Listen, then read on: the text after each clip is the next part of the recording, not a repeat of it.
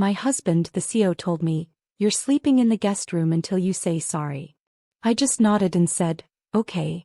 The next morning he came in and asked, "Have you learned your lesson?" But when he saw my side of the closet empty and the divorce papers on the table, he finally understood who was really in charge. "Who told you you could make a scene tonight?" Silas hissed across the white linen as the waiters swept past with silver domes. His smile stayed pinned for the table, but his eyes were knives.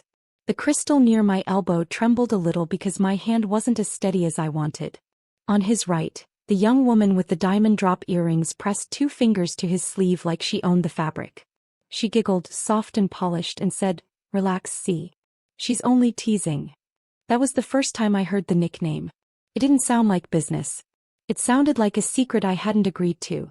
I didn't start the day expecting to be embarrassed at a table that cost more than my first car. At 5:45 a.m., the penthouse was quiet except for the hum of the refrigerator and the soft click of the elevator down the hall. I measured out Silas's coffee, 1 heaping scoop of the dark roast, a pinch of cinnamon because his mother swears it helps the heart, 2 drops of vanilla, and set the machine to brew. While it gurgled, I ironed his shirts. The dry cleaner never presses the collars right and Silas notices. I stood at the board watching the first pale stripe of sunrise slide over Central Park, and pressed the steam button like I was smoothing out the day before it had a chance to wrinkle. Before we go on, thank you for being here and sharing in this journey of strength and self-worth. If you believe every woman deserves her voice back, hit subscribe. It's free and truly helps. Now let's see what happens next. The kitchen window gave me back a woman with careful hair and a Paris robe that used to make me feel glamorous. The silk is still lovely. I'm the one who's faded. I laid out Silas's vitamins in the silver dish his mother gifted us, the one shaped like a leaf, and I found myself counting them twice. Omega-3 magnesium, just to keep my hands moving. There was a time when his first sip of coffee and the little pleased sound he made felt like a shared victory. Lately it feels like a score I'm expected to keep without missing a point. He patted in, checked his phone before he looked at me and said, "Dinner tonight. Morrison Industries. You remember who's who?" I nodded. He kissed the air near my cheek. "Good girl." The words landed like a paper cut. Small, easy to ignore, still stinging. At 3 in the afternoon, my hairdresser pinned me into the style Silas calls approachable elegance, which means soft waves that don't move unless the market drops.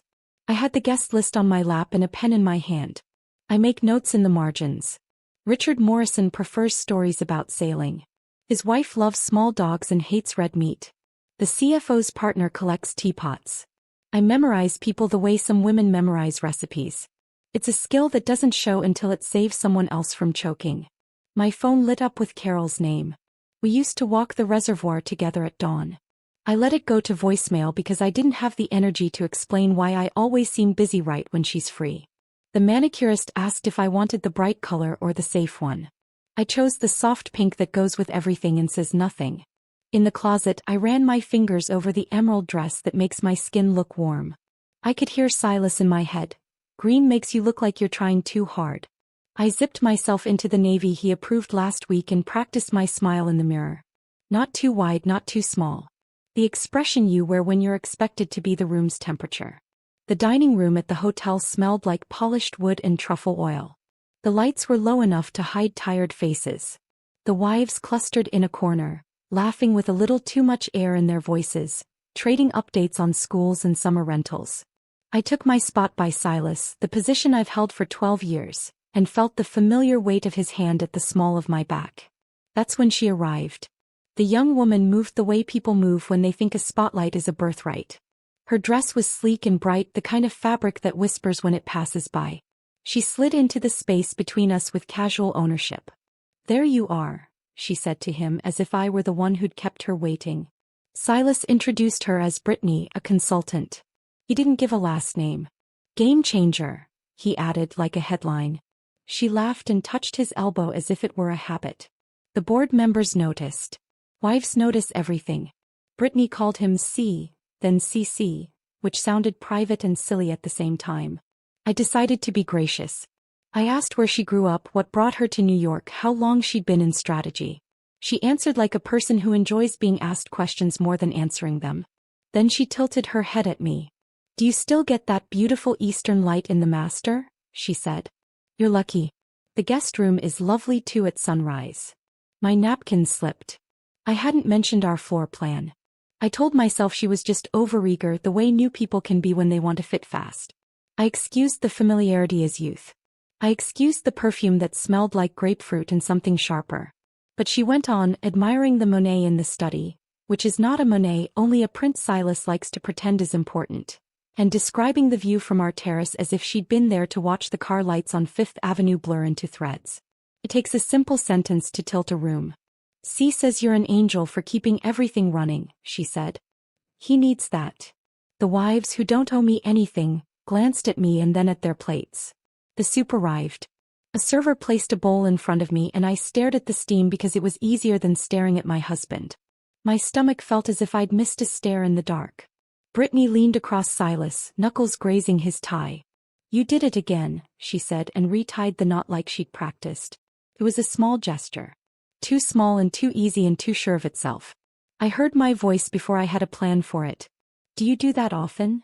I asked, eyes on her hands. The table quieted the way people do when they sense a fire before they smell smoke. Silas laughed, that boardroom laugh that can turn a no into a maybe. Juniper, he said, using my name like a warning, not a welcome. I didn't back down. I'm curious, I added, keeping my tone light. Is tie straightening part of the consultant package, or is that one of the premium services? Someone coughed. A fork clinked too hard against china. The wives focused on buttering invisible bread. The men considered their wine. Brittany's smile stayed, but her eyes cooled. We're all family here, she said.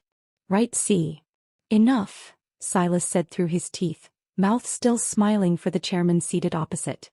He reached under the table and pinched the inside of my arm. Not hard. Just a reminder. Years ago I might have laughed it off. Tonight the pinch felt like a memo I didn't sign. Conversation resumed in careful pieces, as if everyone had agreed to skip the page with the embarrassing paragraph. I took a sip of water. The glass trembled against my lip. To steady myself, I thought of the morning, how the ironing board squeaked when I folded it, how the coffee warmed my palms, how I placed his cuff links on the dresser like two small coins. I thought of our 5th anniversary in Paris, the way he looked at me when I came down the hotel staircase in that robe, the way I believed looking at me would always feel like that. Memory can be a soft blanket or a rope burn. Tonight it rubbed raw. Richard Morrison called on Silas to toast the quarter. Silas stood tall and handsome and persuasive and thanked everyone for their trust. He praised the team. He praised our partners at the table. His hand drifted toward Brittany for a beat that was longer than polite. She lifted her glass toward him with a grin designed for photographers. I held mine steady. When he sat, he angled his body toward her, not me. That shift is nothing you can cite in court, but some changes are indictments without paperwork. Dessert arrived, a delicate thing with spun sugar that caught the light. Brittany lifted her phone and snapped a photo of the plate, then turned the camera for a quick selfie with Silas in the background. Caption, she murmured, winning. I set down my spoon. Do you have a pet name for my husband? I asked her gently, or does he only use the one for you in private? My voice wasn't loud. It traveled anyway. I could feel the table tilt around me again, this time like a boat when a wave takes it by surprise. Silas's smile died first, then his jaw took over. Surprise flashed. Then heat. Then something flat and final I recognized from the days he fired people over breakfast. Juniper, he said low. We will discuss your behavior later. The words didn't belong to our marriage. They belonged to his corner office.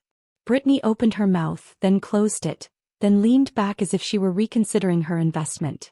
I nodded as if we were talking about a dry agenda item. Of course, I said. Make sure to put it on the calendar. I'd hate to be accused of missing a meeting. One of the wives coughed into her napkin to cover a laugh she didn't mean to let out. The CFO stared at his plate as if reading numbers there. The air turned thin. Even the music from the hotel bar seemed to retreat. Silas didn't speak to me during the car ride home. He typed on his phone. Outside the window, the city flickered through the tinted glass. Inside, I could hear my own breathing. Brittany's perfume, citrus and bite, clung to his jacket. I looked down at my hands, folded like a schoolgirl's, and thought of the emerald dress hanging quiet in our closet, the one I'd chosen for myself and didn't wear. I wondered when I had started letting other people pick my colors. Back in the penthouse, he went straight to his study with the door open just enough to show me he wasn't hiding, just unavailable. I stood in the kitchen where the morning had been kind. The silver vitamin dish shone under the lights. I washed my lipstick off a glass that wasn't mine and put it away like nothing had happened. From the study, his voice floated out once, calm and practiced, as he returned a call. The elevator chimed faintly somewhere down the hall. I set the kettle on for tea even though I knew I wouldn't drink it. When he finally came to the doorway, jacket off, tie loosened where Brittany's fingers had been, his face was the same one he gives to cameras when he has to talk about losses as if they're opportunities. "We'll address your little outburst," he said, in due time. I met his eyes and nodded, feeling a strange stillness settle over me. It wasn't peace. It was the space before an answer, wide and waiting. I turned off the kettle that had started to sing and let the apartment go quiet again, the city's lights blinking through the glass like a signal I hadn't noticed until now. He didn't move for a long time after those last words. The city lights flickered across his face, breaking him into fragments of gold and shadow, and I stood there holding my grandmother's coat, wondering when silence had become our most fluent language. The air between us felt too heavy to breathe. He finally exhaled and said in that careful, polished tone he uses when investors are watching, "We'll discuss your behavior." Then he turned his back on me and walked toward the bedroom, as if the rest of the night were a meeting he could adjourn at will. The door closed behind him. The click wasn't loud, but it carried the kind of finality that makes your skin prickle. I stood in the hallway for a long time, staring at the reflection of the chandelier on the marble floor. The apartment suddenly seemed too large, too bright, too silent. Somewhere in the distance, a horn blared from the street below. The city kept moving, indifferent, while I felt like someone had pressed pause on my life. When I finally walked into the bedroom, Silas was still in his tuxedo, sitting at the edge of the bed, scrolling through his phone. The bow tie hung loose, the jacket draped over a chair like a skin he'd shed. He didn't look up when I entered. "You embarrassed me," he said, his voice measured, quiet. "In front of my board. In front of Morrison." I didn't answer. The pearls at my ears felt too heavy, so I unclasped them carefully and placed them on the nightstand. My hands shook, not from fear but from a strange mix of exhaustion and clarity. He finally looked at me then, eyes flat, mouth tight. "You've been reckless. Petty. Do you realize what you've done?" He stood and began pacing the way he does before a big negotiation. "I can't have this. I can't have you jeopardizing everything I've built. Until you can conduct yourself appropriately, you'll stay in the guest room." He might as well have been talking about a business partner who missed a deadline. The words were so sterile, so detached I almost laughed. But instead I just said, "Okay." He blinked, thrown off by my calm. "You'll stay there until you apologize. To me and to Brittany." That one almost broke my silence.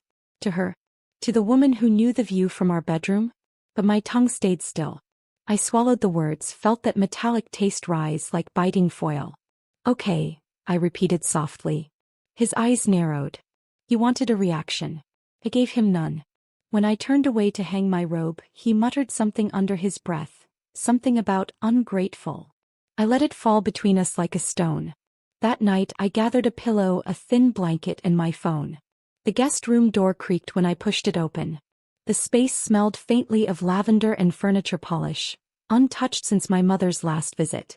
I stood in the doorway for a moment, realizing this was the first time in 12 years I'd entered a room in my own home without asking, "Will he mind?" The bed was smaller, the mattress firmer. I sat down and let my shoulders drop. The silence wasn't lonely, it was strange but not empty. I could hear the city through the cracked window. A siren somewhere far away, the rhythmic click of a crosswalk signal, the low hum of engines below. Silas's white noise machine wasn't here to drown it all out. I lay back, fully clothed, and stared at the ceiling. The chandelier's glow leaked faintly through the hallway, forming a soft halo across the wall. For the first time in years I reached for the lamp and switched it on, just because I could.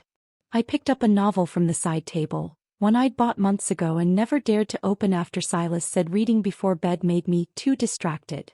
The pages whispered as I turned them. I read until my eyes burned. Around 3 a.m. I wandered into the guest bathroom, where I'd hidden an old kettle for visitors. I filled it with tap water and waited for it to hum. Steam curled upward, ghostly and light. I poured tea into a mug that said Barnard Alumni. One I'd kept tucked behind the fancy china because Silas hated mismatched things. The first sip was bitter, too strong, but it tasted like freedom. At some point I caught my reflection in the mirror. My hair was coming loose, makeup smudged, eyes red, but there was something new there too. Not beauty. Not strength exactly. Just me, stripped of performance. I'd forgotten what that looked like. I crawled back into bed and pulled the blanket over my shoulders. For the first time in years, I fell asleep without waiting for someone else's breathing to dictate mine. The light through the guest room window was softer, warmer than the filtered glow in our bedroom. It fell across the antique writing desk beneath the window, my grandmother's desk. I hadn't used it since the move. Dust shimmered on its surface. After a shower, I sat down at it with a pen and a pad of stationery from some forgotten hotel. I began writing without thinking.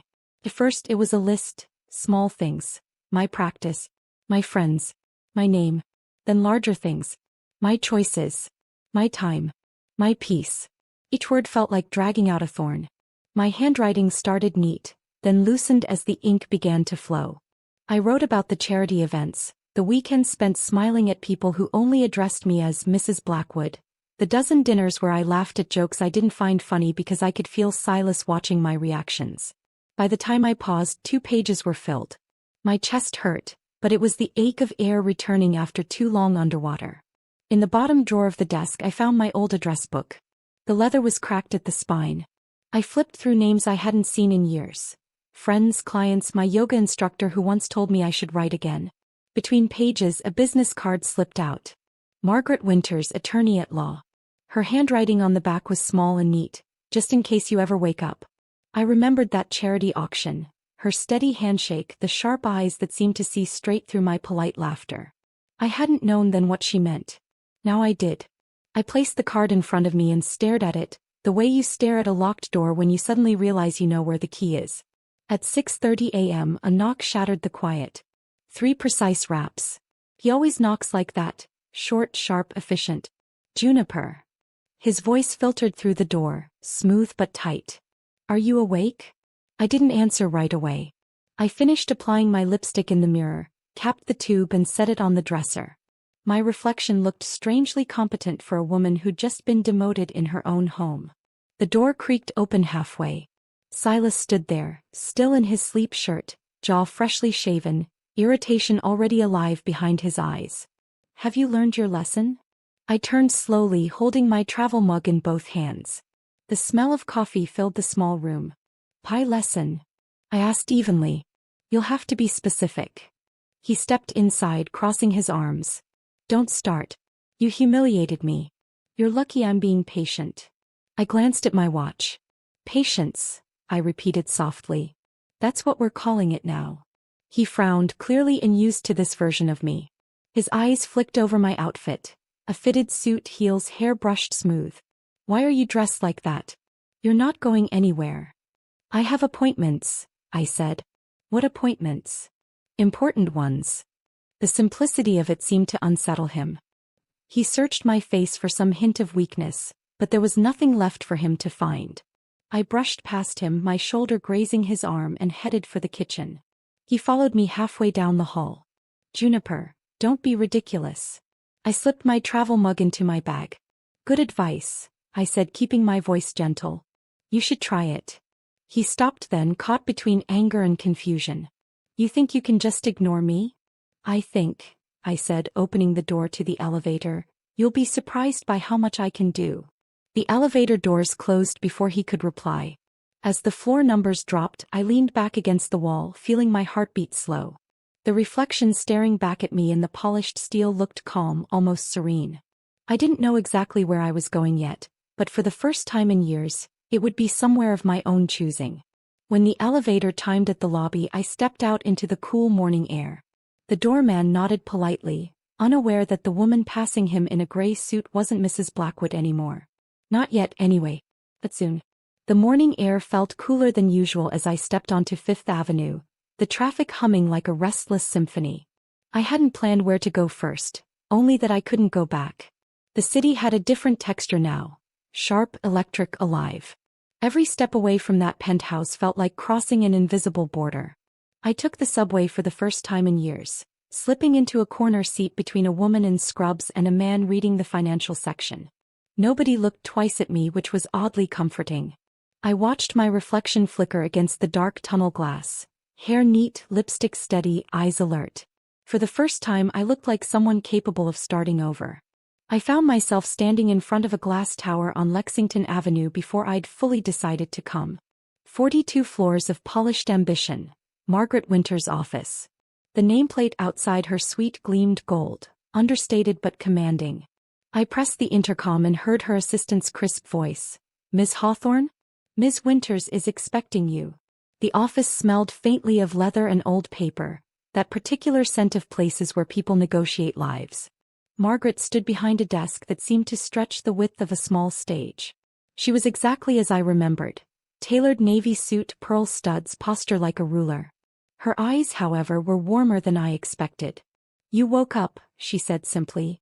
"I did," I replied and handed her the folder of notes I'd spent half the night preparing. 17 pages of dates, conversations, receipts, 12 years distilled into evidence. She skimmed quickly, marking with a red pen, the sound of ink scratching like tiny verdicts. Every few minutes she murmured something under her breath. Classic diversion spending, patterned control behavior, possible misuse of marital assets. When I mentioned that Silas had once tried to hire her firm, her brow lifted. "Oh, he did more than try," she said, opening a drawer. "He wanted me to represent him during a merger, but I declined.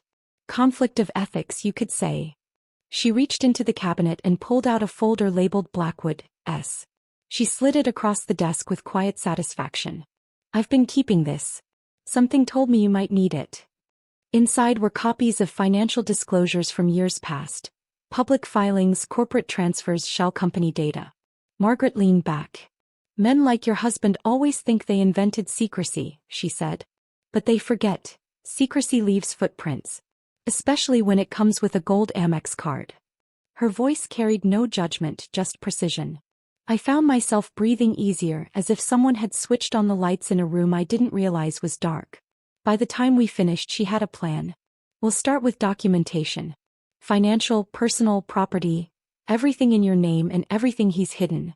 Do not alert him yet. And Juniper," her gaze softened, "don't confuse quiet with weakness. Silence can be strategy." When I left her office, the sky had shifted to a washed-out gray, the kind that made the glass buildings look like mirrors.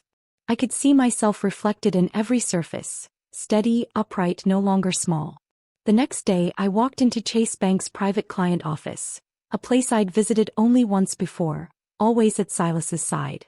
The receptionist greeted me with a cautious smile. "Mrs. Blackwood?" I hesitated, then said, "Miss Hawthorne." They led me to an office overlooking Park Avenue, where a manager named Patricia introduced herself. She was in her 50s, silver streaks in her bun, eyes sharp but kind. "You said you needed statements?" 3 years, I said. "Everything." She nodded and began typing.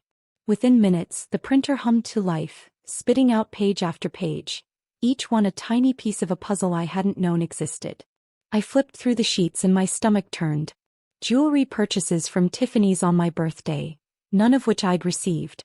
Hotel charges at the St. Regis, the Ritz, the Carlyle, always during his so-called conferences. And then, tucked among business expenses, a line that made me pause. Personal training services, Brittany Hale.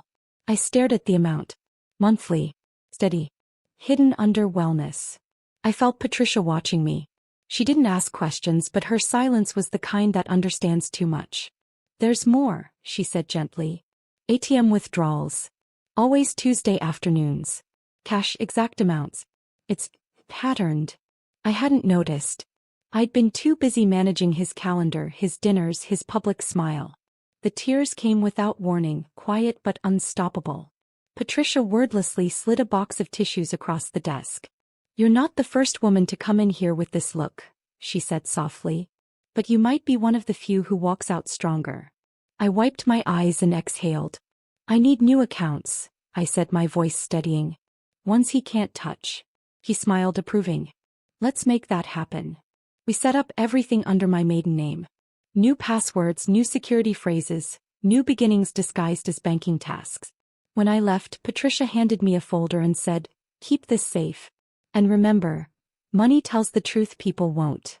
2 days later, I returned to the penthouse during Silas's work hours.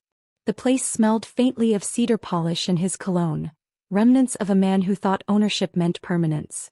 The sommelier arrived precisely at noon, a tall man with silver hair and a calm authority that comes from decades among bottles older than both of us combined. "Mr. Blackwood requested I appraise the collection last year," he said, setting up his clipboard. I raised an eyebrow. "I wasn't aware." He chuckled. "They rarely tell the wives.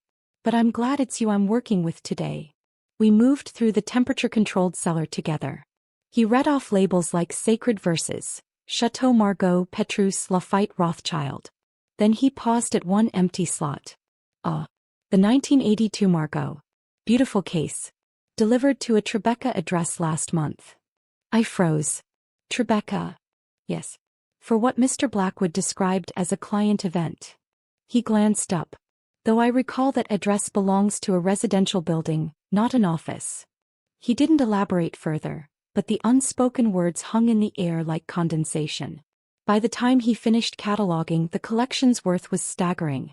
He photographed each label, documenting everything meticulously. Before leaving, he handed me a copy of the list. "You'll want this," he said. "In my experience, the wife usually gets the collection in the end. Men who cheat," he smiled ruefully, "always underestimate the inventory." After he left, I walked through the penthouse slowly. Every object seemed to hum with new meaning. The art, the rugs, even the untouched piano. None of it felt like his anymore.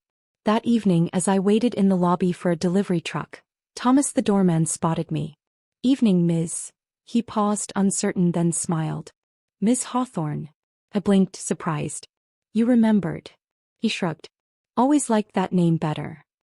He hesitated, glancing toward the elevator before lowering his voice. "I've been keeping something for you." He reached into his jacket and pulled out a small black notebook. The cover was creased, corners bent from use.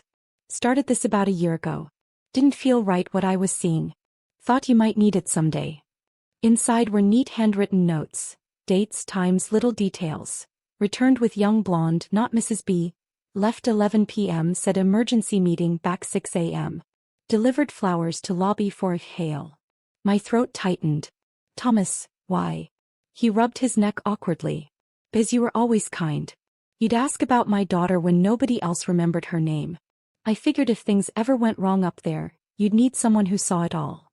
I closed the notebook gently. "Thank you," I said. The words felt too small. He smiled faintly. "Just glad to see you standing taller these days." As I stepped outside to meet the moving truck, the city wind swept across my face, cool, alive, and honest. For years I'd thought silence kept the peace, but silence had only kept me invisible. Now every truth I uncovered felt like a brick in the foundation of something new. The driver called my name and I turned, notebook clutched to my chest. The headlights reflected in the glass doors behind me, and for the first time, I saw not Mrs. Blackwood, but Juniper Hawthorne standing on her own ground. The driver called my name and I turned, notebook pressed to my chest, still feeling the weight of Thomas's quiet faith. The truck idled at the curb, exhaust curling like breath in the cool air. I tucked the notebook into my bag, nodded to the men and kept walking. If I stopped long enough to think, I might lose my nerve. So I didn't. I let my feet decide and found myself 5 blocks south, in a narrow coffee shop that smelled like toasted almonds and fresh paint. A man in a navy work jacket lifted a hand. "Juniper," he said, voice low, as if we were meeting in a church. He had kind eyes and the square, careful hands of someone who does hard things gently. "Rick." "Discreet relocations. Sensitive extractions," I said, trying the phrase on my tongue. He smiled. "That's one way to put it." We took a table in the corner, backs to the wall. I slid him the floor plan I'd drawn at my grandmother's desk with a ruler and patience I didn't know I still owned. Every room had markings in blue tape. Dots for items to pack, X's for what could stay, stars for things that would break my heart if lost. He studied my notes as if they were a map to buried treasure. "You did half my job already," he said. "We'll use front and service entrances. Elevator timings here, good. Staff rotations." He tapped a space near the foyer. "Thomas can tell you," I said. "He's on nights this week." The morning doorman is chatty and hates early deliveries. Avoid him. Rick chuckled. You're a natural. He pulled out a small notebook and wrote in block letters. We go in light plain clothes. No logos. The van says Anderson's Flowers. You'll have a handler, Monica. She's the best. She'll text you updates in code. He wrote 2 phrases then turned the notebook so I could read. Groceries delivered means we're in. Dinner ready means extraction complete. Groceries. Dinner. Simple enough. My heart picked up anyway like a bird against glass. We'll pack your things first, he said. Then the sentimental. Then anything he might try to claim later. Photos, documents, jewelry. His eyes flicked toward my bag. You carry essentials on you. No trail. 3 hours. I asked. He nodded. Once we start, don't come back midstream. You want to? Don't. It complicates things. Understood. He closed the notebook. Juniper, he added, leaning forward. We're not stealing. We're preserving. The word landed inside me like a steadying hand on the shoulder. We shook his grip firm. As we stood, he pressed a slim phone into my palm. Temporary number. Only for today and tomorrow. Monica's locked in. Outside, the sun had taken a step higher, turning the glass buildings into bright chalk. I walked back to the penthouse with a paper cup warming my fingers, aware of the 100 small moving parts now set into motion. Fear threaded through my excitement, not enough to stop me, just enough to remind me the stakes were real. Wednesday began with the click of a key in the lock. Honey, my mother called, stepping into the foyer with that brisk floral scent she's worn forever. She found me in the guest room among piles of papers, the floor plan and a tangle of cords I was labeling. Her eyes traveled over the mess, then back to me. Well, she said, lips curving, there she is. The girl who used to organize her dollhouse by color and tax bracket. I laughed, a short, surprised sound. I don't know if I'm brave or foolish. Both, she said. That's how change starts. She kissed my cheek, then held me at arm's length. You look alive. We made tea in the small guest kettle, the familiar ritual soothing my hands. I told her about the bank, the wine collection, the notebook Thomas had kept. Her mouth thinned with a rage she didn't need to spell out. I started keeping things too, she said, reaching into her tote. She laid out a neat stack. Printed photos from galas, Silas in the background with Brittany's hand on his sleeve. Screenshots from social pages where the same young woman appeared in more frames than made sense. Restaurant receipts from family dinners he never attended. On top, a small, fabric-covered journal. Every time you called and said you were fine, but sounded like you'd been crying, I wrote down the date. I didn't want to push you. I wanted proof for when you decided you deserved better. Something in my chest gave way. Not a collapse. More like a door opening in a house with stuck hinges. I should have told you sooner, I whispered. You told me in the spaces between your words, she said softly. She opened her checkbook, wrote a number that made my breath hitch and slid it toward me. From your father's policy. I kept it for you. I always knew there would come a day I'd hand you this and say, go. Start fresh. So, go. I stared at the check. It represented practical things. Deposits, lawyers, rooms with locks. But it also felt like permission. I tucked it into my bag and for a moment we just held hands the way we used to when crossing busy streets. Will you be okay? She asked. Yes, I said and realized I believed it. Before she left, she stood in the doorway and looked back at me, a proud glint in her eyes. When you see him trying to scare you into staying small, remember who raised you, she said. He doesn't get to define your courage. After she was gone, the apartment felt different. Not emptier. Lighter. At noon, I met my cousin Derek in a quiet hotel lounge that could have been any city's living room. Low chairs, soft lamps, a piano that nobody played. Derek worked security for the Ritz-Carlton downtown. He slid into the seat across from me, ordered black coffee and waited until the server drifted out of earshot. Then he placed a flash drive on a cocktail napkin and tapped it once with his finger. You didn't get this from me, he murmured. Of course not, I said. Weekend of the conference, he said. Check-in video. Elevator. Lobby. Also, 3 other visits. He grimaced. The concierge keeps copies of all receipts for a while. I pulled what I could without raising flags. I turned the drive between my fingers, small and ordinary looking. And you're sure? Juniper, he said gently. I wouldn't have called if I wasn't sure. He leaned in, voice lower. She's wearing your bracelet in the clip from the elevator. Cartier. The one with the tiny emerald clasp. A cold current ran through me, not shock exactly. Confirmation has a different temperature. I nodded. Thank you. Sorry you had to learn it this way, he said. Sorry there was a way, I replied. He reached across and squeezed my hand, then sat back and tried to lighten the air. Do you remember when we were 10 and you made me sign a contract before you'd trade lunches? He said. You kept stealing my pudding, I said. You drafted a better agreement than half the managers I've had, he said, grinning. You were always the one who wrote things down. You're still that person. After he left, I stayed a minute, holding the flash drive like a pebble that had skipped across water and finally landed in my palm. The evidence didn't feel like triumph. Felt like a tool. Tools aren't exciting. They're necessary. Monica texted that evening. Confirm floor plan received. Question marks tagged in pink? I replied with photos of 3 items I'd forgotten to mark. My father's first edition books, a quilt my mother made for our wedding, a brass watering can Silas mocked but I used every summer. She responded with a thumbs up and a small flower emoji. Calmed me more than I expected. We set the timeline for Thursday morning. Silas would be at racquetball like clockwork. Rick liked clocks. So did I. There was one more thing I needed. A safe harbor. The penthouse wasn't mine yet, not in the way I needed. I pulled out the temporary phone and with a steady finger called the Carlisle. The woman at reservations spoke with that soft hotel smile you can hear. Welcome back, Miss Hawthorne, she said as if I'd never left. I need a suite, I said. Quiet.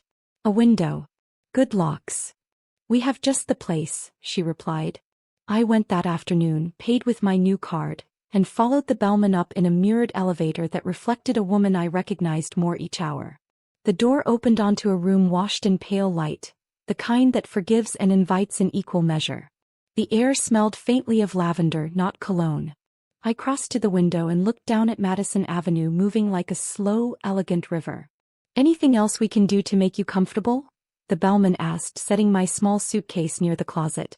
Actually, I said, there is. I asked for a chair by the window, a comfortable one, not decorative. He frowned thoughtfully and said, give me 20 minutes. When he returned, 2 attendants carried in a high-backed chair upholstered in soft gray, the kind that makes you sit up and breathe deeper. It wasn't my grandmother's reading chair, but it was as close as a hotel could offer. I tipped more than was sensible. He looked surprised, then pleased. We take security very seriously, he said quietly. If you need privacy, you'll have it. I nodded, stung by sudden, grateful tears. After he left, I opened my suitcase. I hung my clothes, my choices, my colors, on hangers that didn't scrape. I lined up my shoes not by height but by comfort. I placed 2 books on the nightstand and a framed photo of my parents from the box I'd packed in the guest room. A beach picture, hair wild, eyes laughing. The room shifted with each small claim. As dusk crept in, I brewed the hotel's peppermint tea and sat in the gray chair, feet tucked under me, the city's hum filtering through the window. I set the flash drive on the table beside the new bank folder, the notebook from Thomas, my mother's stack of printouts, and the list from the sommelier. They looked like instruments in an orchestra waiting for a conductor's cue. Monica's text pinged. Route confirmed. Thomas on nights. Flower van staged. Groceries at 0700. I typed back one word. Ready.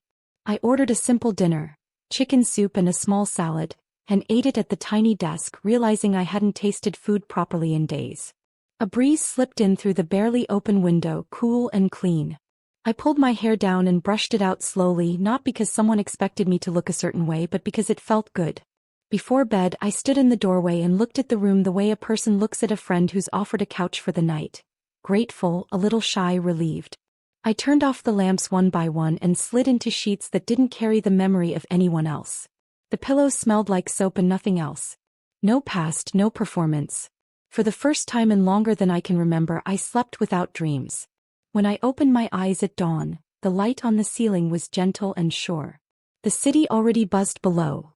Delivery trucks, a bicycle bell, heels clicking on the sidewalk. My phone glowed on the nightstand with a single message from Monica. Groceries delivered. I sat up, heart thudding, and placed my feet on the cool floor. The thrill and the fear rose together like two notes finding harmony. I took one breath, then another, and reached for my suit. Today, I thought, is the day I steal back my own life. Groceries delivered. The message glowed on my phone in the gray Carlisle light. I sat up, the room quiet except for the muted rumble of delivery trucks on Madison. Calm slid over me like a well-fitted coat. The fear was still there, useful, alert, but it no longer ran the show. I dressed in a simple slate suit, flats for speed, hair pulled back. The bellman nodded when I passed the desk as if we shared a secret. Outside, the morning had that polished look the city wears after a light sweep of rain. I hailed a cab for the 5-minute ride. Walking would have left me too much time to think. Thomas was on post when I stepped into our lobby. "Good morning, Miss Hawthorne," he said, voice low. His eyes flicked toward the curb. Parked there was a van lettered Anderson's Flowers in cheerful script. Two men in dark windbreakers unloaded tall buckets with nothing inside them. A third wheeled in a stack of flat boxes tied with twine. "He left 10 minutes ago," Thomas added. "Lucky Polo." He looked very pleased with himself. "Thank you," I said. The words had to carry everything. Gratitude, resolve, the knowledge that after today I would owe fewer explanations and more dinners and thanks. Monica appeared by the male alcove, all plain ponytail and clipboard, the kind of woman you'd overlook until the world depended on her. "Morning," she said like we were meeting for coffee. "Elevator A is timed. We'll stage first loads in the service corridor. You go up now, regular car, no stops." She tapped her watch. "We're on your schedule, not his." Upstairs, the guest room was exactly as I'd left it. Papers squared, pens lined up, the bed still neat from a night I didn't spend here. I walked to the master bedroom and stood at the window. At 6:45, right on cue, Silas's Tesla slid from the garage. Even from above I knew the set of his shoulders, the pep in his posture when he believed the day belonged to him. He paused at the curb to adjust his wristband, checked his reflection in the tinted glass and drove off. I lifted my coffee mug in a small toast to the taillights and whispered, "Godspeed," as if blessing a ship that wouldn't be returning to this dock. Below, dog walkers traced their usual routes. A runner in a neon jacket waved to our porter. The ordinary world kept moving while mine changed shape. The first coded ping arrived. Vases on table. I opened the front door. Two movers in dark jackets slipped past me without a word, rolling a dolly as if it held roses, not bubble wrap. Rick followed with a quiet nod, then peeled off toward the dining room. The apartment filled with that soft, industrious orchestra of careful people. Tape whispering, cardboard settling, footsteps that avoided squeaks. In the kitchen, a young mover named Louise held up a photo I hadn't marked. A picture of my parents on a Ferris wheel, faces turned to the sun. "Take?" he asked, neutral and gentle. "Take," I said. He smiled, slid it into a folder and made a small check mark on his list. That single act felt like a benediction. Monica texted from the lobby. "Hydrangeas leaving. First run done." I moved through rooms with Rick at my shoulder. "China first," he said. "Breakables early while nerves are fresh." He lifted the lid of my grandmother's china cabinet as if it were a hymnal. The team wrapped each plate in bubble sleeves, labeling in neat block letters. "Hawthorne China, box 3 of 9. Watching gloved hands cradle those delicate pieces, I felt an odd mixture of heartbreak and pride, like seeing a child off to college. In the study, two movers donned cotton gloves to handle my father's first editions.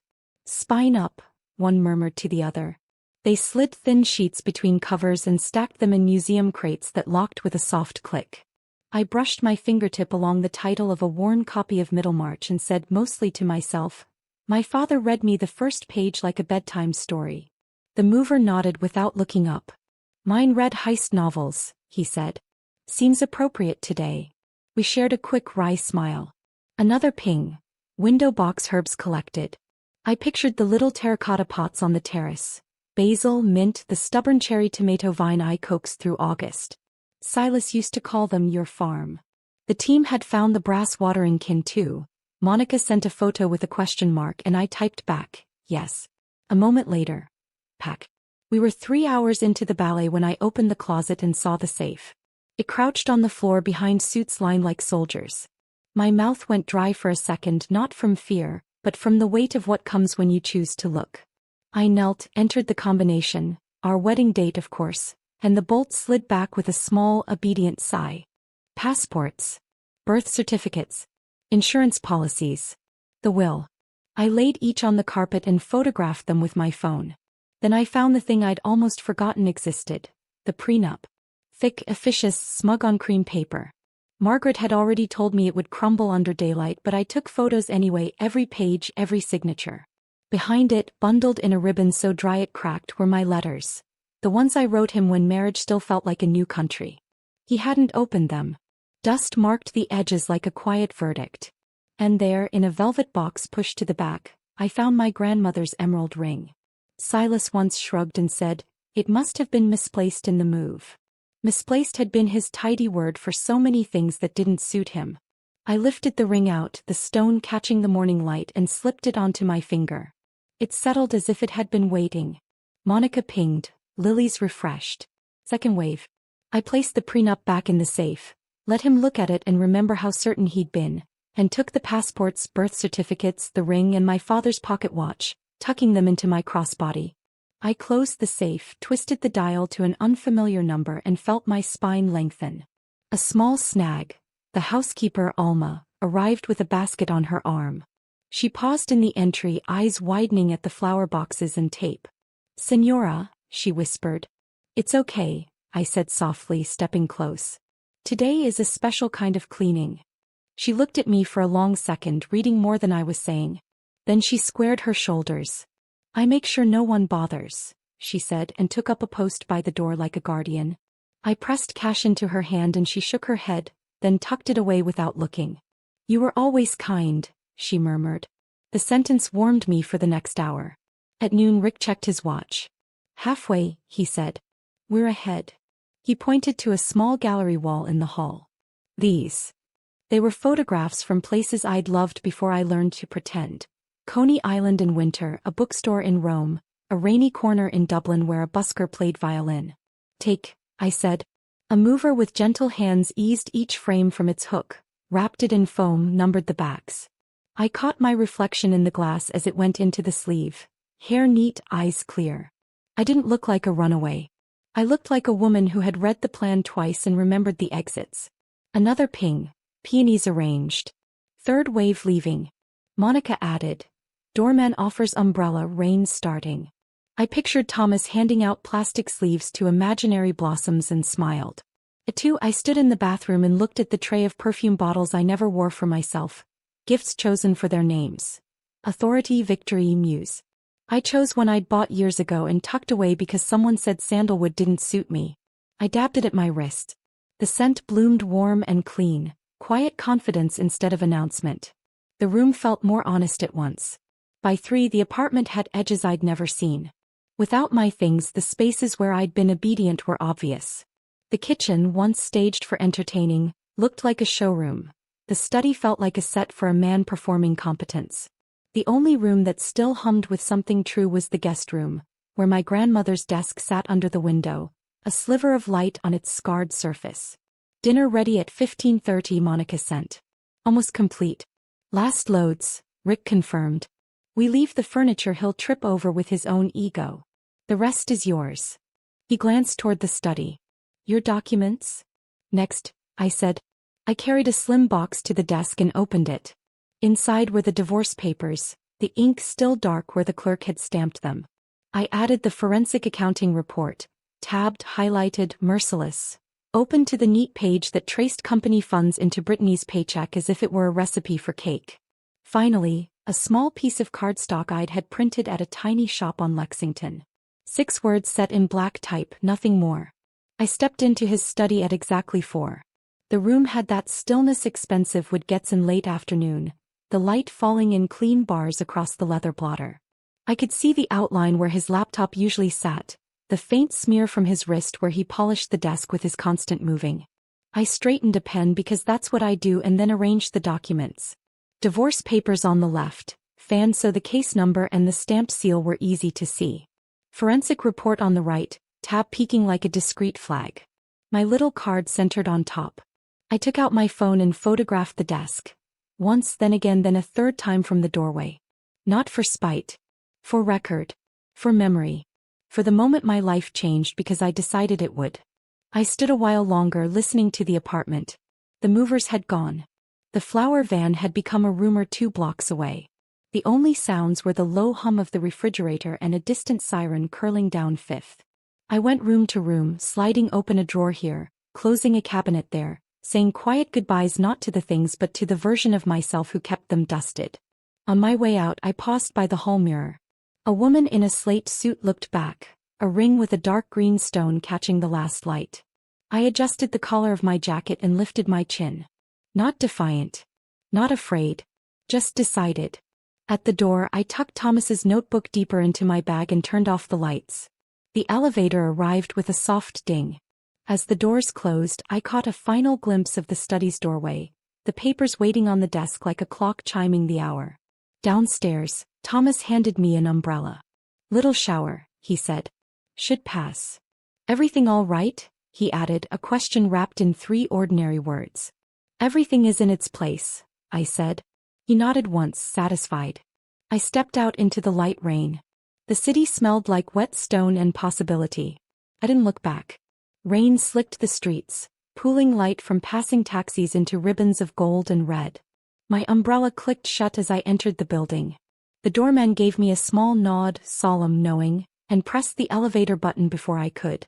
The ride up felt longer than usual, the quiet hum of the machinery almost like a held breath. When the doors opened, the penthouse greeted me with stillness. The air smelled faintly of cedar and the faint ozone left by recent vacuuming. My shoes made soft sounds on the marble. I set the umbrella against the wall, the handle dripping a slow rhythm. Upstairs the silence broke. A door slammed. Then another. The rhythm of footsteps, fast, angry, disbelieving, pounded through the ceiling. I stood in the hallway below, my tea still steaming on the table where I'd left it, and listened to the moment my husband's world stopped making sense. He moved in frantic circles above me. Closet doors opening, drawers sliding, hangers clattering. Every sound sharper than the last. And then the stillness that followed, the kind of silence that announces understanding. I sipped my tea, let the warmth sit on my tongue. I didn't need to see him to picture the scene. Empty closet, missing belongings, the gaping absence where control used to live. The first word reached me like a distant echo. Juniper. Drawn out, clipped with disbelief. It wasn't a call. It was an accusation. He found me minutes later. The door to the guest room burst open with the drama of a courtroom. Silas filled the frame, his tie askew, his face the color of bad news. The precision he wore like armor at board meetings was gone. His hair was mussed, his eyes bloodshot, the careful polish cracked through. "What the hell is this?" he demanded. His voice was lower than I expected, ragged around the edges. "Where are your things? What have you done?" I set my cup down carefully on its saucer.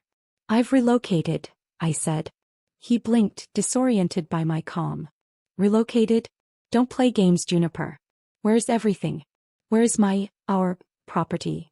"Mostly in storage," I said, folding the edge of a paper on the desk beside me. "Somewhere climate-controlled, you'll be glad to know." He stared, chest rising and falling, his hands flexing uselessly at his sides. "You can't just take." "I can," I said evenly. And I did. Every item was legally acquired during our marriage. Every removal properly documented. He took a step closer, lowering his voice to that dangerous, controlled tone, the one he used when a deal started slipping through his fingers. "You think you can humiliate me like this? Do you have any idea what this looks like? To my colleagues? To Morrison?" "Yes," I said, meeting his gaze. "Like accountability." For a moment he looked almost frightened, then angry again. "You've lost your mind. You've gone completely irrational." I stood and smoothed my jacket. "Irrational?" I echoed. "Silas, I've executed a strategic restructuring of personal assets. You should appreciate the phrasing, you taught it to me." He blinked as though the words didn't belong in my mouth. "This isn't a negotiation, Juniper. This is a disaster." "Not for me." He paced to the window, then back. "You'll regret this. I'll make sure of it. I'll have every lawyer in the city on retainer by morning." I tilted my head. "You might want to save the retainer money for your criminal defense fund." He froze mid-step. "What's that supposed to mean?" Before I could answer, my phone lit up on the desk. Margaret's name flashing across the screen. Perfect timing. I picked it up and tapped speaker. Juniper, Margaret's voice came through, smooth and sharp. I assume you're with him? Silas moved closer, posture shifting into his CEO stance, that false confidence he wears like cologne. Margaret, he said, cutting in, whatever nonsense my wife has told you. I'm not your employee, Silas, she interrupted. And she's not your wife much longer. I'm calling to inform you that we've submitted evidence of embezzlement to the board. His mouth fell open slightly. That's absurd. Charges will be reviewed Monday, she continued, unbothered. We have documentation tracing acquisition funds into a personal account in Brittany Hale's name. I believe you used the label, consulting fees. Care to clarify? Color drained from his face so fast it was almost theatrical. Those were business expenses, he stammered. She was under contract. Then you'll have no problem producing deliverables, correct? Margaret's tone was almost kind. The board looks forward to seeing them. He grabbed the phone from my hand. Margaret, listen. She cut him off with the precision of a surgeon. I've been listening to you for years, Silas. Now it's your turn. Her voice softened, but only slightly. You should know, there are witnesses too. The CFO, for instance. And we've already arranged for forensic review of your company card. There's no negotiating out of this. He stood perfectly still, breathing hard. When she hung up, the silence came back, thick as smoke. He handed me the phone with a trembling hand. You think this makes you the hero? He said. You've destroyed everything. My reputation, my company. No, I said quietly. You did that. I just made sure someone finally noticed. He turned away, one hand pressed to his temple, the other clutching the edge of the desk like the room might tilt. You don't understand what you've done. You can't walk away from this. You owe me. I laughed once, low and sharp. Owe you? He faced me again, eyes wild. Yes. Every success I built you benefited from. You lived in this penthouse, wore the clothes, went to the dinners. You think you can rewrite history now? I'm not rewriting anything, I said. I'm finishing the last chapter. He took a step toward me. Juniper, don't do this. Do what exactly? He hesitated, looking suddenly small like a man trying to negotiate with gravity. I picked up my grandmother's cashmere coat from the chair, draped it over my arm and looked him squarely in the eye. You told me once that marriage is about managing assets. You were right. I just didn't realize I was one of them. His mouth opened, closed, opened again. I didn't give him the chance to find words. I learned from you, I said. Efficiency, timing, tone. You're very good at winning, Silas. You just never noticed when the game changed. He sank into the chair behind him, elbows on his knees, hands pressed to his forehead. You can't mean to go through with this. You can't humiliate me like this. It's not humiliation, I said. It's consequence. He looked up, eyes wet now, anger dissolving into something closer to desperation. Please, Juniper. Be reasonable. I paused at the doorway, the city lights glittering faintly behind him. Reasonable was staying quiet while you erased me, I said. Reasonable was pretending not to see what everyone else already knew. But unreasonable, I smiled faintly. Unreasonable finally got me here. He rose halfway from his chair, hand reaching out. You're making a mistake, he said hoarsely. You'll come crawling back. I looked at the hand that had once worn my ring and shook my head. You still think everything that leaves you will eventually return. That's your real mistake. For a moment, the world narrowed to the sound of rain against the glass and the slow tick of the clock above the mantel. I could almost feel the years peeling away. Every dinner, every compromise, every apology I'd given to keep the peace. Then I stepped forward, closing the distance just enough to speak quietly. Your mother called me last week, I said. She told me she always knew you'd ruin the best thing that ever happened to you. She just didn't know how soon. He went still. And for what it's worth, I added, your golf buddies have a betting pool on when Brittany figures out she's dating a man who mistakes control for love. I didn't place a bet. It didn't seem fair. His face twisted. You can't talk to me like this. I already am, I said. And I'll only have to do it once. I adjusted my coat, slipped the strap of my bag over my shoulder and opened the door. Behind me, I heard him say my name again, softer this time, like maybe it could anchor me. It didn't. I stepped into the hallway, closed the door gently and let the latch click. The sound was clean, final. A full stop at the end of a sentence I'd been writing for 12 years.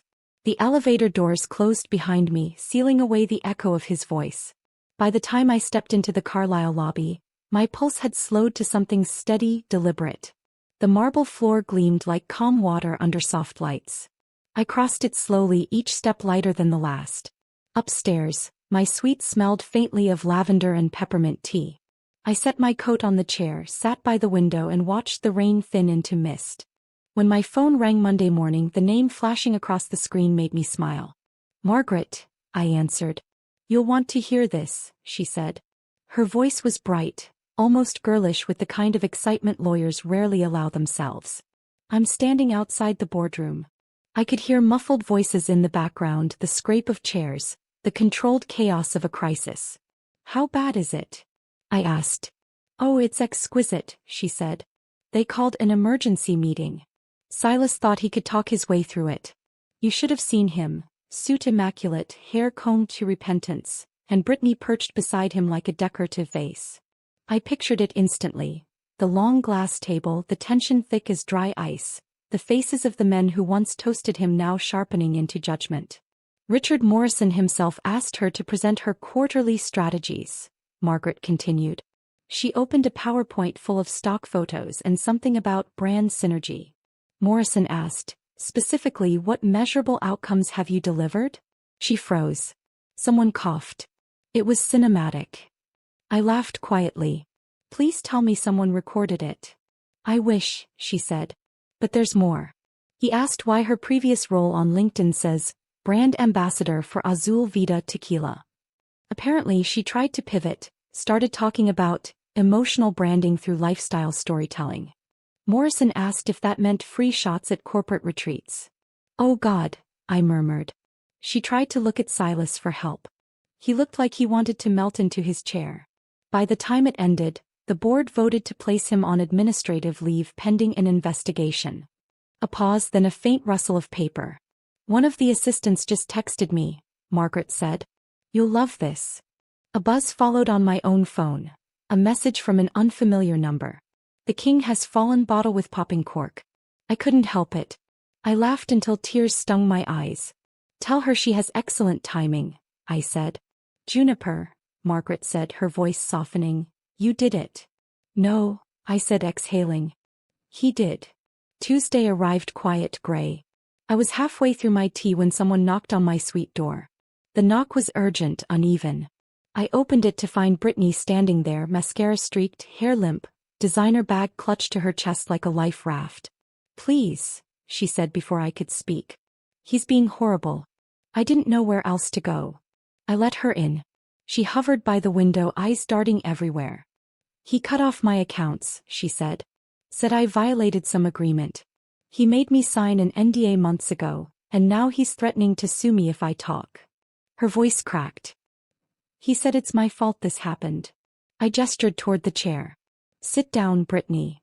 She did, fumbling for a tissue from her bag. The trembling in her hands made her bracelets jingle. "He promised me," she whispered. "He said he was leaving you in January. He even showed me houses in Connecticut. He said we'd be partners." I studied her face. The panic, the disbelief that someone could be both charming and cruel. It was a look I knew well. "He's been paying my rent," she continued, "but now he wants it back. Said I benefited unfairly." "Who says that?" "Silas," I said. Her eyes lifted, wet and wide. "He said I'd ruined him. That you," she faltered, "you're vindictive. That you turned everyone against him." "He's turning on you now because you're no longer useful," I said gently. She swallowed hard. "Do you hate me?" I considered the question. "I did," I said finally. "For a while. But hate gives him too much credit. You were just another part of his collection." A tear slid down her cheek. "I thought I was special." "So did I said. For a long moment the only sound was the rain against the window. Then I reached into my purse, pulled out a business card and slid it across the table. "Margaret Winters. Call her. Tell her everything." She looked down at it, confusion flickering into realization. "You're giving me your lawyer?" She's good at cleaning up after men like Silas, I said. Her shoulders sagged, some of the panic leaving her face. I don't deserve your kindness. This isn't kindness, I said softly. It's closure. When she left, she paused at the door. For what it's worth, she said, he's terrified of you now. Good, I said. He should be. The next visitor came the following morning, announced by the crisp knock of someone who doesn't wait to be invited. I opened the door to find Eleanor Blackwood standing in a perfect camel coat, pearls at her throat, eyes cool and assessing. Mrs. Blackwood, I said. Eleanor, she corrected, stepping inside. We're well past the formalities, don't you think? She glanced around the suite, her gaze pausing on the books stacked by the window. Nice space. Peaceful. That's rare in this city. I gestured for her to sit, but she remained standing, reaching into her structured handbag. I didn't come to apologize for him, she said, pulling out a thick manila folder, though heaven knows someone should. He handed it to me. Inside were photocopies, old court records, settlement documents, names I didn't recognize. What is this? I asked. His past, she said simply. The parts he didn't bother to erase. I scanned the pages. Divorce papers. The first marriage he claimed was annulled. Notes from an HR department about a harassment claim settled quietly. A second, less formal payment labeled, consultant exit fee. I kept them, Eleanor said, sitting finally. Her voice had softened, but her posture stayed upright, spine like iron. I told myself it was for protection. But I think I just couldn't bear to throw away the evidence of who my son really was. I looked up at her. Why are you giving them to me? Because you're the only one who ever stood up to him, she said. And because you're about to be the one who finally holds him accountable. Something shifted in her expression then. Regret, yes, but also relief. His father was charming, she continued. He could talk his way through anything. But Silas, he inherited the ambition without the grace. I raised him to think success made him safe. It didn't. She stood, smoothed her coat. I don't expect forgiveness, Juniper. But I am sorry, for you, for the damage he's done. Before I could speak, she stepped forward and surprised me with a hug, brief, firm, almost motherly. I always hoped you'd be the one to stop him, she whispered near my ear. When she left, the folder sat on my lap like a small, heavy truth. Friday's mediation was held at the penthouse. It felt strange walking back through those doors, familiar space stripped of intimacy. The art gleamed without warmth, the furniture posed for a life that no longer fit anyone. Silas was already there, sitting beside his attorney. His suit looked too large, his tie loose, the shine gone from his shoes. I took my place across the table, my lawyer on one side, the mediator at the head. The process began with formalities. Asset lists, valuations, percentages. Silas tried to argue for sentimental items, paintings he'd never noticed, sculptures he'd dismissed as dust collectors. That painting, he said, gesturing toward the Monet print, was part of our shared aesthetic. I almost smiled. You mean the one you said clashed with the color of your desk? His lawyer shifted uncomfortably. We moved on to furniture. He tried to claim my grandmother's dining set, citing historical value. I produced an email he'd written 2 years ago calling it old garbage we should donate. Silas leaned back, jaw tightening. You've turned everything into evidence. No, I said quietly. You did that when you made everything transactional. The mediator cleared his throat. Let's stay civil. We did barely. Every object carried a memory. Every claim was another small severing. At one point his attorney asked about a photo album, our honeymoon in Italy. I looked at it, worn edges, smiling faces from a lifetime ago. You can keep it, I said. Those people don't exist anymore. For the first time all morning Silas looked at me, not the papers. There was something raw in his expression. Remorse maybe, or just the recognition that the performance was over. When the final signatures were placed, the mediator gathered the folders. That concludes the division, he said. I stood, smoothing my jacket. The penthouse felt smaller now, the air thinner. As I turned toward the door, I caught a glimpse of the study down the hall. Empty desk, faint outline where my papers had rested. Silas's voice followed, soft, uncertain. Juniper. I paused but didn't look back. Take care of yourself, Silas, I said. You're going to need it. And then I left him there, surrounded by the fragments of the empire he'd built and broken with his own hands. The hallway swallowed the soft click of the study door, and I walked toward the elevator without looking back. The air smelled faintly of lemon polish and rain carried in on people's coats. When the doors slid open, my reflection in the brushed steel looked steady, almost serene. I pressed lobby, folded my hands, and let the elevator carry me out of the life I'd kept alive far too long. 3 months later I stood in a different hallway, the courthouse, wearing the emerald dress Silas always disliked. The fabric skimmed my knees, bright against the beige tile and the scuffed baseboards that had seen more endings than a library. Margaret stood beside me, reading glasses low on her nose, a stack of papers tucked under her arm like a shield she knew how to use. When the clerk called my case, we walked into the courtroom together. The judge was a woman with silver hair pulled into a no-nonsense bun and eyes that had weighed 1,000 stories just like mine. She looked at the documents, then at me. "Miss Hawthorne," she said, the name rolling out as if it had never been anything else. "Are you ready to finalize?" "I am," I said, clear and sure. We went through the formalities. The decree restored my name, my property, my quiet. When the judge stamped the final page, the sound echoed like a soft gavel against my bones. She glanced up and gave me the smallest smile, the kind professionals share with people who have survived the hard part. "Congratulations," she said. "May this be a beginning." Outside the courtroom, Margaret hugged me in the corridor. "We didn't just win," she said in my ear. "We closed the book." She handed me a copy of the decree, then another file with neat tabs. "For your records," she added. "The settlement, the accounting, and, my favorite, the findings regarding misuse of company funds. That particular chapter will trail him like a long tail on a comet." We walked down the courthouse steps into winter sun.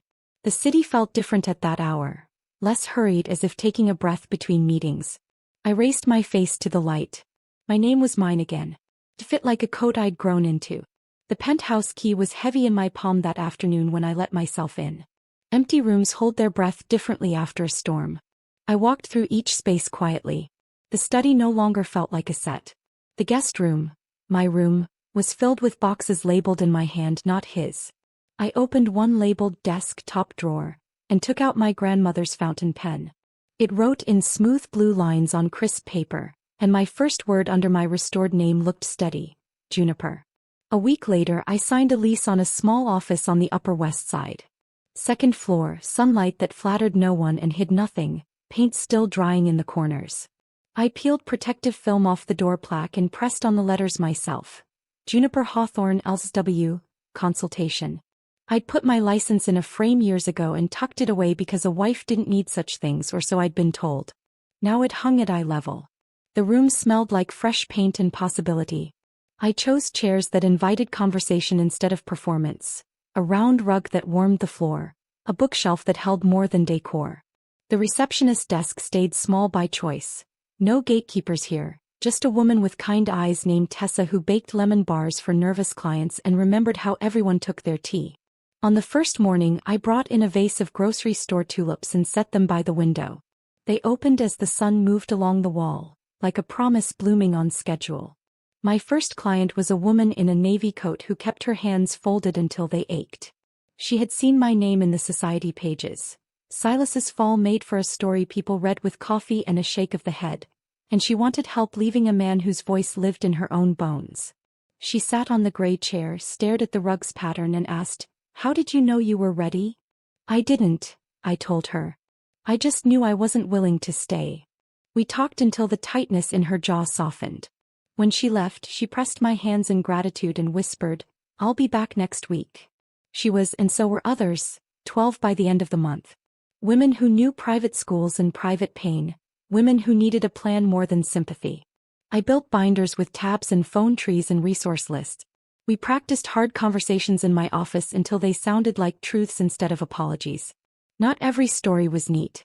One client went back twice. Another changed the locks, then called me at midnight to say the silence felt loud. I kept tissues on the side table and a bowl of peppermint candies by the door because sometimes small sweetness makes bravery easier to swallow. Between sessions I opened the window to let in the hum of Broadway. The bus brakes, a bike bell, someone singing off-key down the block. The city had always been a chorus. I could hear it again. Around month 6, a pale green envelope arrived at my office with no return address. Inside was a card with a watercolor tree on the front. The handwriting surprised me, rounded letters, hopeful and young. Juniper, it began. I wanted you to know I'm okay. I'm in Vermont running a small yoga studio. Turns out I'm better at breathing than branding. Thank you for the wake-up call even if you didn't mean it for me. There was a photo tucked into the fold. Brittany in leggings and a sweater, hair in a messy bun, cheeks flushed, standing under a wooden sign that said Mountain Breath Yoga.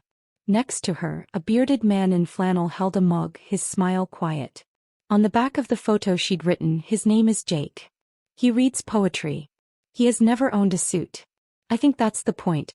I didn't write back. I didn't need to. I set the card on the bookshelf beside a small carved bird my mother found at a flea market.